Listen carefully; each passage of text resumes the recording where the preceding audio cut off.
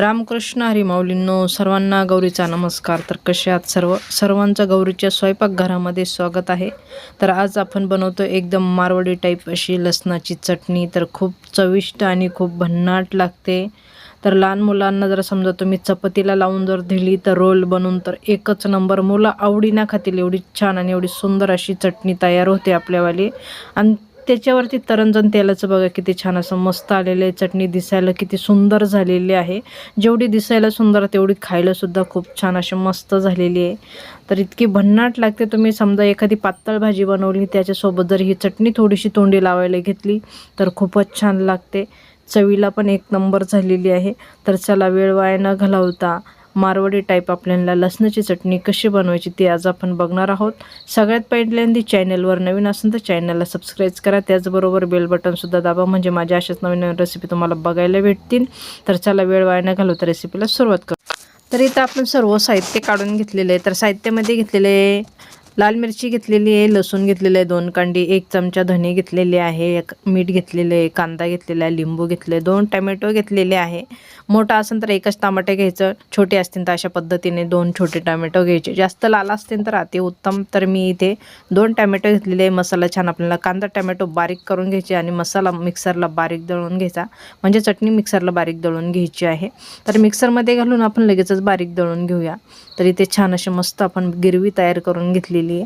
कढई गरम करायला ठेवून मारवाडी पद्धतीने बनवायची म्हटल्यानंतर आपल्याला इथे तेलाचा वापर जास्त करायचा आहे. तर इथं आपल्याला मोठले असे 2 चमचे तेल घालून घ्यायचं आहे. मी 1 चमचे तेल घालून घेतलेले. आता आपल्याला अजून 1 चमचे तेल घालून घ्यायचं आहे. तुम्ही जर तेल कमी खात असाल तर तुम्ही तेलाचा वापर कमी केला तरीही चालेल, पण मी इथे 2 चमचे असं तेल घालून घेतलेले.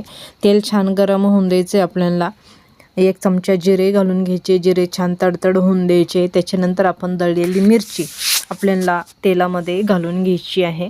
तर छान असं तेल गरम झालं, जिरे पण छान तडतडले, मिरची घालून घेऊया. मिरचीला आपण कमी गॅसवर आपल्याला मिरची छान अशी परतवून घ्यायची आहे, म्हणजे छान तळवून घ्यायची आहे. थोडक्यामध्ये चटणी छान कमी गॅसवरच आपल्याला बनवायची आहे. तर गॅस कमी ठेवायचा आणि मस्त चटणी आपल्याला परतो घ्यायची आहे.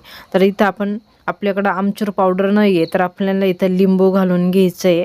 तर इथं आपण लिंबू कापून घेतलेले आहे, कट करून घेतलेले आहे. याच्यातलं अर्धा चमचा आपल्याला लिंबाचा रस घालून घ्यायचा आहे.